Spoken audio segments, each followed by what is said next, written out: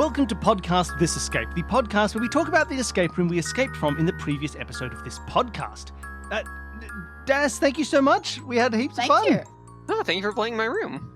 I had a great time with the puzzles in this one. It really was, it was very much like, okay, great. Here, we're going to present you with a puzzle. We can do it. I'm presenting you with a puzzle. We can do it. And you know what? I come to escape rooms for puzzles. I was very happy. It was lovely. And I really enjoyed doing these specific puzzles. Bill, I think you got more annoyed at me than at the puzzle when we were doing the teamwork one. We were just working at the wrong pace. I kept being like, here's what we should do. And you're like, I've flicked 3 buttons. I was like, I don't know where we're at anymore. I've completely lost track of what's going on. Once you were getting disjointed, that... Like eventually I tried to see if I could get you back to the shortcut that some playtesters figured out, although it's not necessary. Like some people just find it from the odds evens thing. On switch F, that turns everything off. Yep. You can then, if you pair other switches one at a time with F, just see C, very D, E, clearly F, what and does what. A. And then if you see C and E are just complementary to each other with F, then those 3 will make everything turn on. Totally fair. Yeah. I just completely forgot about it. Because in the end, like the construction was still exactly what we were trying to do. It was just we needed to look at C and F first, right? Which is that we have C and F gets us F twice, and then we have A, C, D, B, C, D. Oh, so we need to do 1 more B and 1 more E to even all out. Oh, there's B and E. Literally, at the point as we were going, we were starting. You kept being like, "We'll start with D. We'll start like let's do D," and there's like, and then there was a moment where in my brain I went, "Hey, we haven't done F at all. What if we did the opposite and we just do F twice?" As in, like, so if we just change that 6 twice, that gets an even number. Would have been the solution. But by that point, we'd gone off on a different direction and never got back to it. Okay, but so yeah. Yeah, I think that my trying to do it on paper and trying to do the physical things, I had separated them a lot more. So when I was trying to do it on paper, and then I thought, okay, let's see, like maybe I'll just press these as we go. And then maybe you'll see something that goes, oh, great, we just need to press this 1 more now by coincidence. But it wouldn't ruin your paper doing as well, which it seemed to. Well, honestly, it's because you had done 1. You'd done like, you'd hit D. So I'd written out everything that we changed with D. And then I was starting to change it again. And then I went, all right, so we've done that. And you went, no, we never did D. And I was like, what? You didn't do D? That was what I was predicating everything on. You told me you pressed it. I was not writing down the changes as they went, just the total sum of what we expected to happen. Yeah. And so, yeah, the actually flicking the lights was my intermediate steps that I wasn't thinking about. So, yeah, we're in different rooms. We weren't on the same page with our steps. Yeah, but it was just like I was halfway through calculating what I thought we had done. You're like, no, we haven't done that. I went, well, then I don't even know where we're at anymore. Like, what are we talking about? I wouldn't have done any calculations based on something that we'd have done. I would only do calculations from the beginning. But you said you'd be flicking them as we went. You explicitly said, because I told you not to. I was like, let's just do the calculations. You went, no, I'll just click them as we go. We'll see what happens. And then you're like, oh, how dare you think I was clicking them as I go? That's what you told me you were doing. I was flicking them as I went, but not expecting you to change your maths based on that. That was just I so didn't that change one my of maths. us I was just writing them have down. A visual at the same time, because I was having trouble and losing track of, oh wait, when we flick these ones, is C on or off? I can't remember, so that you would have that, but you wouldn't adjust your numbers based on it. It's like, fine, I'll take responsibility. I'll call it my fault. I'm just saying, I don't think it needed to be a problem. Now, I think it was let's fine. drill down to the real problem. As you said, oh, we're overcomplicating it. What was the more simple solution other than just don't think about it and go bloop, bloop, bloop, bloop, bloop? I mean, noticing that F turns everything off, so then you can see things individually. And considering, Bill, that was the first button that you suggested I was very surprised when you went right to F. There was a moment as well where I was just like, hey, let's start from everything off. But the problem is that I thought that seemed unlikely. No, the thing was as well, like early on, there was this disconnect between, for me, everything off is not the same as Danny everything off. So when Danny went, let's start again and go, and let's just go, let's turn everything off. Danny would say, let's turn everything off, and then I would see off, on, off, on. I was like, we didn't turn everything off. If you'd said that, I would have totally turned. You need to be clear on whether you're turning off. the switches off or the lights off.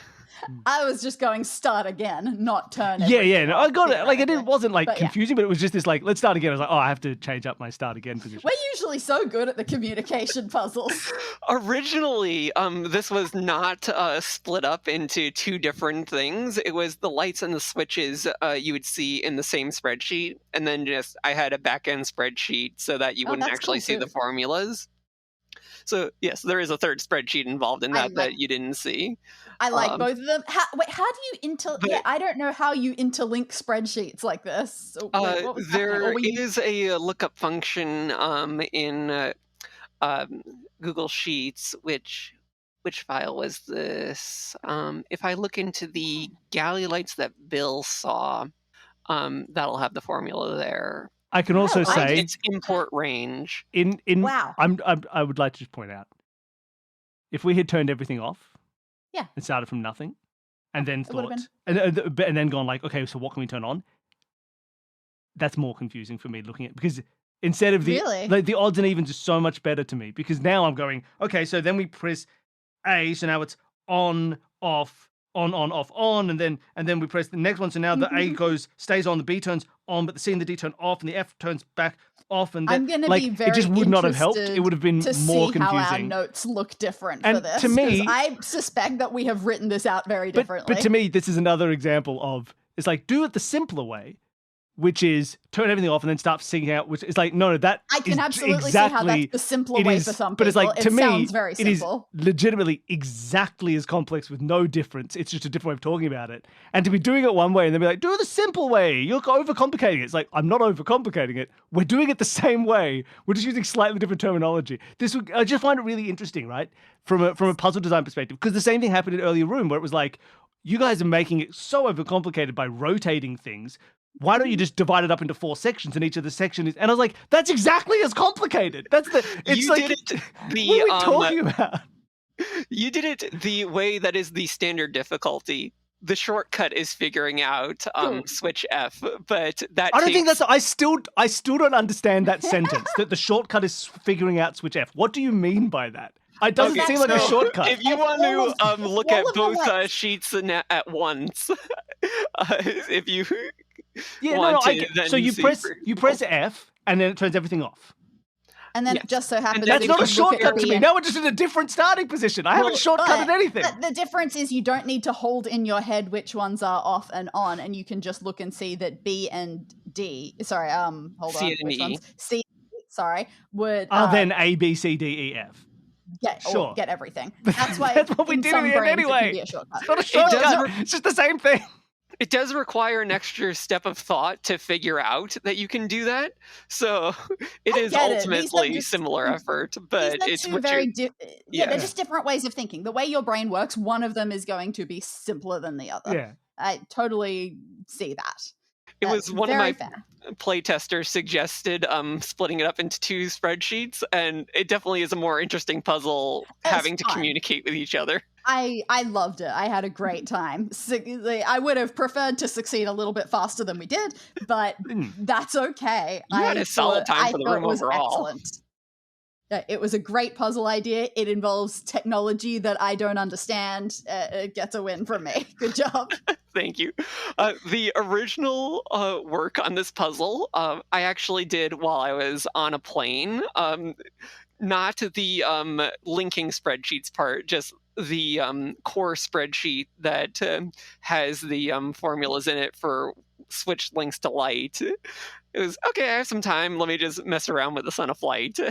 Amazing. Did you find it easy to come up with something that worked and then with an appropriate number of incorrect options, or was it really hard to find the balance? I was just doing a random assortment of what links to what, and this happens to mostly work. One of my playtests ended up finding a combination that also turned all the lights on that I hadn't anticipated.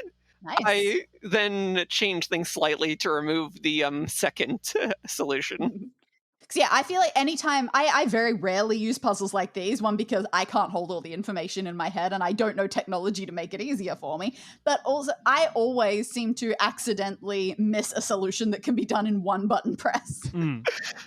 I was really shocked on the playtest that I casually mentioned earlier, where like they were just messing around with the switches, not keeping track of things, and almost instantly got CEF. Like, okay, y'all lucked out. It's interesting because like we've done a lot of these types of puzzles, and sometimes it is just like, oh, you start clicking and it can work. But then sometimes like you start clicking and it will never, ever, ever. Like if you start clicking randomly, you can be 4 hours in having clicked randomly and it never comes up. And if you stop and go, wait a minute, let me just count up what I'm doing, how many times each thing changes, and work it all out to be like, you just be like, oh, great, I've solved the whole thing in 4 seconds. And it's so much easier now when I just added them all up and I did this. It would take a lot of time to go through all the possible combinations on this. It's such an odd, like, sometimes people will just like, I'll just try these 3. Boop, boop, boop. Oh, it worked. There's always a chance it'll happen. They're interesting puzzles to do. And we've done a lot of them. Because Nancy I have really a great time with them.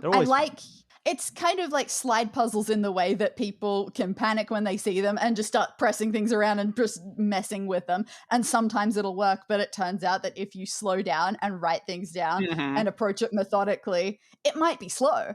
It might not be the most efficient way of doing it, but it will get there. And I enjoy that. Speaking of enjoying, I loved doing the letters on the valves inside the train.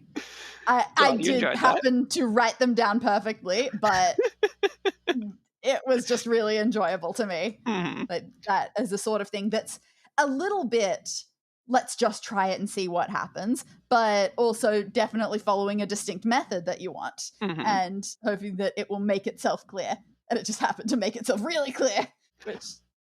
you picked up a little on Roman being for Roman numerals. Yes, nicely done, Bill. Sibara is Arabic backwards. Damn it, I thought of doing something. I thought, oh, maybe that's an anagram for something, and I looked no further into it. Oh my gosh, Roman backwards is Namor, the villain from Aquaman. Well, yeah, I also really liked doing the maze at the start. I think it was very, very fun. That was a cool start. It was really interesting. Glad you enjoyed that one. It is ultimately a fairly simple maze once you figure out what you're doing. The question is, how quickly do you figure out what you're doing? Which is better, right? Because doing a maze that's super complicated and difficult, first of all, it's hard to make a maze really hard that isn't just, it's very, very long. And therefore, like, there's not usually, and for big mazes don't have tricks to them. Like, I know there are different, like, algorithmic ways to effectively solve a maze the fastest, but for a person, it's like, you just do the maze. Like, you see the whole thing, you do the maze. So it's nice to have a maze that has a fun little gimmick, in which case it's like, you don't know where you are, start moving, figure out the place that you are at and what information is going to help you get there. And then once you know where you are, it's just follow the path to the maze. That's fine. But that's better, right? Because that's you get to do the actual puzzle, and then it's like, and the maze just solves itself. It's a maze. Don't worry about it. Good work, Danny, on finding that there was a symbol that looked like we needed to go to it.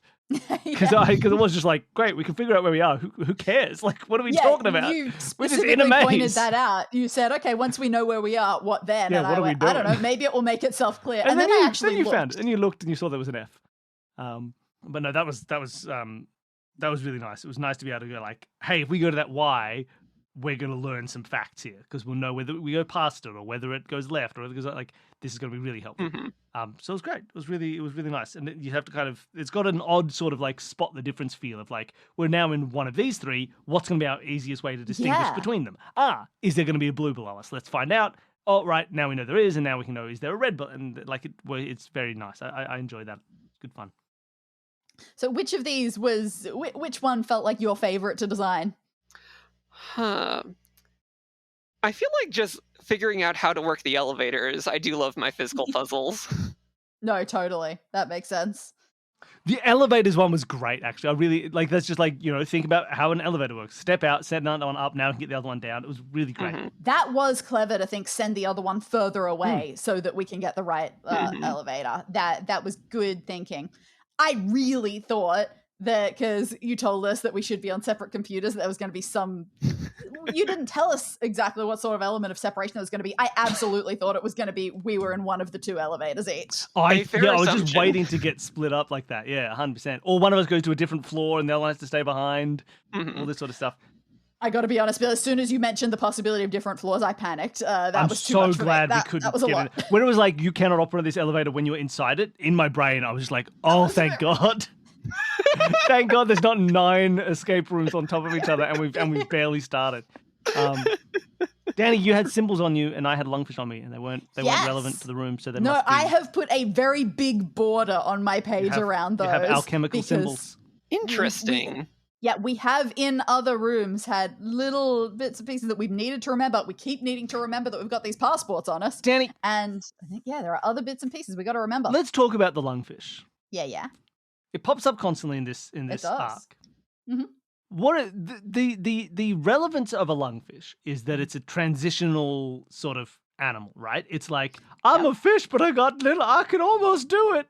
I can do it. I can get up on land, right? I can do it if you make me, right? I guess. It's kind of like, it's a fish, it lives in the water, but if it had to be on land, it could crawl its way out. And everyone's like, whoa, so just like we did. Survive horrible I remember crawling out of the land, out of the horrible ocean. Sea conditions, horrible water conditions. So it's some kind of transitional creature on its way from being stuck in the water to being out on land and changing and becoming what we now know as every animal that doesn't live in the water.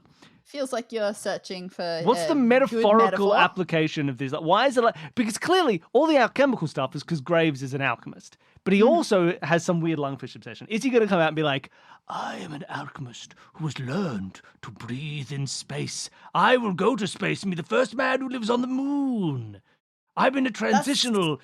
I could live on the Earth and on the moon, but my future generations will only live on the moon. Like, what's happening? What's his twist that's lungfish-based? I don't care, but if it's something along those lines, I support it. It might be that he's wanting to go to space. Maybe he wants to return to the ocean. Good for him. Yeah, maybe he doesn't have lungs. Maybe he's just got... Maybe it's Waterworld. Maybe he's got gills, and we're going backwards. Is that what Waterworld is? Yeah, the guy has gills in Waterworld. What? Yeah, he's got gills. I thought it was just like Mad Max on water. It is, but there's 2 special people. One's a little girl with a map on her back tattooed to point the way to dry land. That's not magic. And the second is a guy who's starting to evolve for the water world, and he has gills so he can breathe underwater. And everyone's like, whoa. How long has the water world been Waterworld? Oh, I don't know, probably like 10 days. That one man has started evolving gills. He's the lungfish of his generation. I think that's a dude who was evolving gills before the Waterworld. Yeah, that's a guy who, when Waterworld happened, was like, oh, beautiful. I love this. It's the Waterworld. Any other timeline of existence, he would be natural selected right out of there. But in Waterworld, he's doing great. I'm pretty sure I don't think I've dreamt that. I think that's a real key part of Waterworld. Is that what? Now I have to Google it just in case I'm crazy. Has anyone here seen Waterworld? So I have no idea. Does he have It's not an 80s movie, so it doesn't fit here at all. Am I making this up? Okay, Waterworld gills? Man with gills? Yeah. The Mariner had gills, a genetic mutation that it took at least... Okay. That took at least? No, why would you enter that? That's really important. This is a Reddit post talking about exactly what you're talking about. Like, why does he have gills? He has gills and webbed feet. Lots of people have webbed feet. That doesn't bother me. The Mariner, a lone drifter, arrives at an atoll on his trimaran, that's like a catamaran but with 3 hulls, to trade dirt, a rare commodity, for supplies. When the locals see that the Mariner is a mutant with gills and webbed feet, several accost him and he kills one in self-defense. As a result, the Mariner is sentenced to be drowned in a tank of organic sludge. What? While the Mariner is trapped in the tank, the atoll is attacked by the Smokers, a formidable pirate gang that has been systematically raiding and destroying atolls. I have more questions than answers, somehow. Danny, sorry. Helen, a strong-willed atoll resident, tries to escape on a gas balloon dirigible with her young ward Enola and inventor Gregor. Makes sense. All right, so back to Das and this room and the 80s. I'm just glad. It's one of those things that as I said it, I was like, I'm pretty sure this is true, but I haven't seen this movie since I was a tiny child. Maybe I've invented this. Maybe you just thought it was gills. Maybe I've never seen Waterworld. I haven't seen Waterworld. All I've seen is the Waterworld show at SeaWorld. That's better than Waterworld. So Das, back to you. This is your episode. What do you think about Waterworld? Aside from like coming up with a puzzle while on a plane, tell us a bit about your creation process. How did you come to have this room as part of the arc? How did the teamwork settle you here?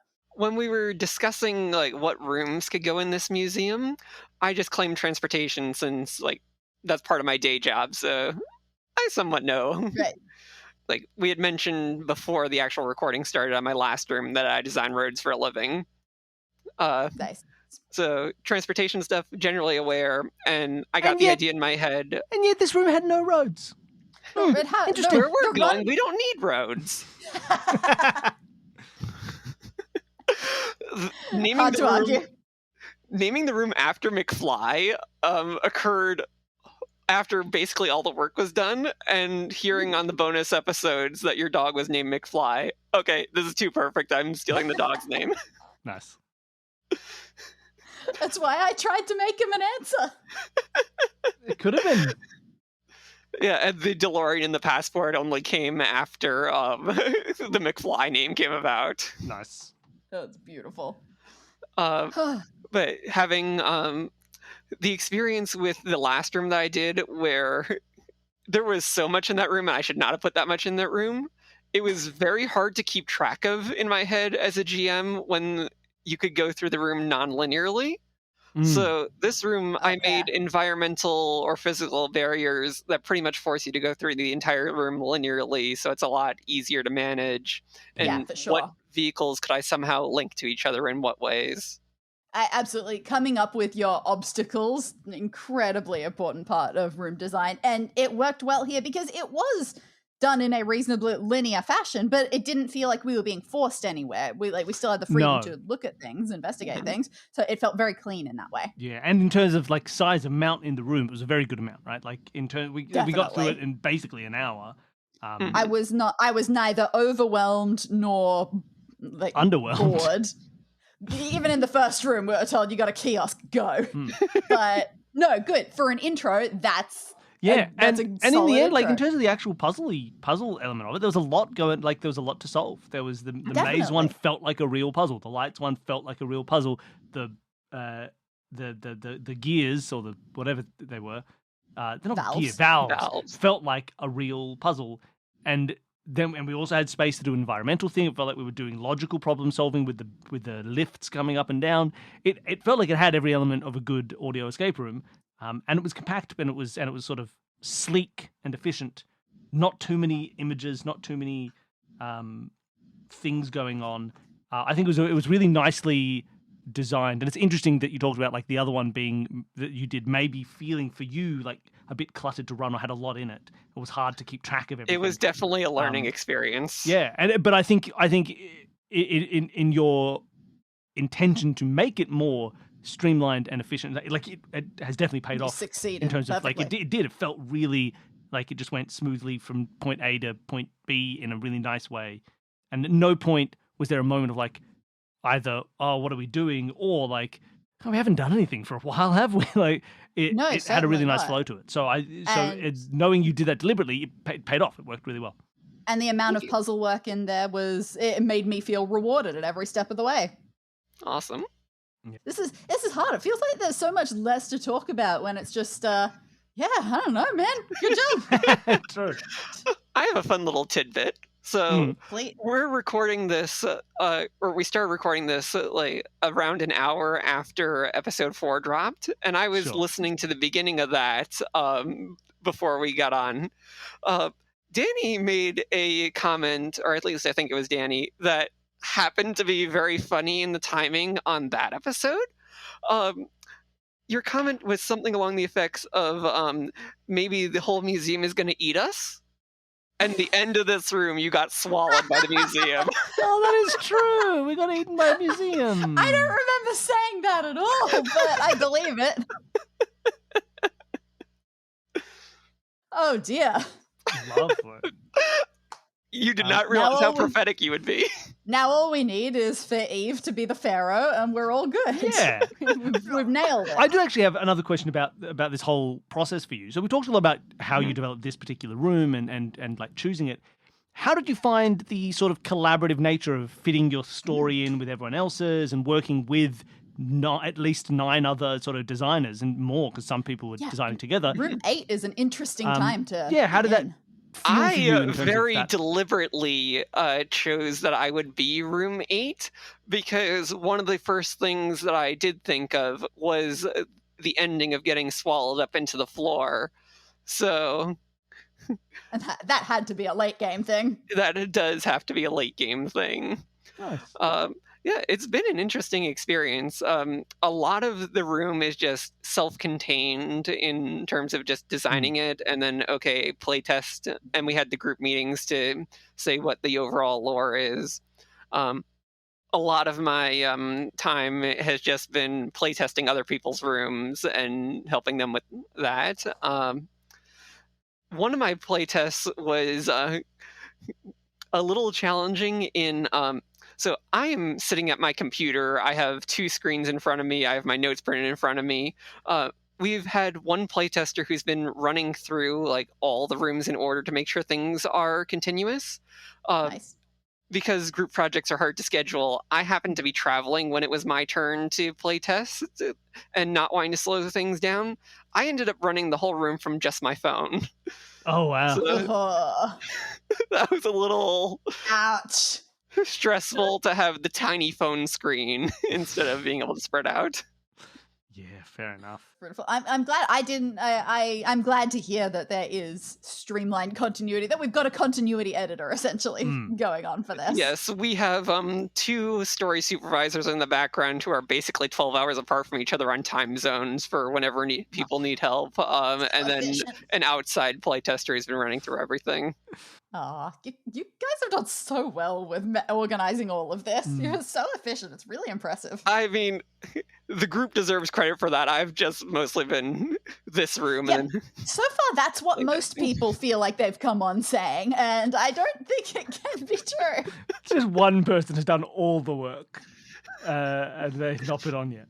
No, it's come together really nicely. It's been really fun. I think it was a smart decision for you all because you sort of weren't working, because you were working separately on this one project. The idea of being like, let's do a setting that allows you to basically kind of create your own worlds completely and not really have them be needing to connect physically to each other in more than just like, these are rooms in a place where every room is like its own magical size and shape and theme and whatever. It was a smart way to let 10 people design at the same time and then sort of come at the end and add the narrative together to make them fit. So I think it was very smartly chosen. It's put together very nicely. I forget whose idea the museum setting was. I just know it's not mine. Yeah, fair. But it's worked out really well. And I'm glad for most people, everyone has seemed to have a fairly enjoyable time doing it. No one seems to have thought like, oh, I felt like I was overpowered in decision making, or that someone was taking the lead and I didn't want them, or I didn't like where this. Generally, it seems like quite a nice environment for everybody, which is great. I'm glad it has worked out that way. I remember early on being able to trying to be like, hey, I am here while I don't want to see anything that you're doing, but I want to, if people have any issues and you don't want to discuss it and you don't feel comfortable, come and talk to me, if there's anything, and I'm happy to talk to people otherwise, or if you need someone to come in and it never came up. Everyone's like, yes, thank you, we will. And no one ever talked to me ever again, which is a good sign. I hope.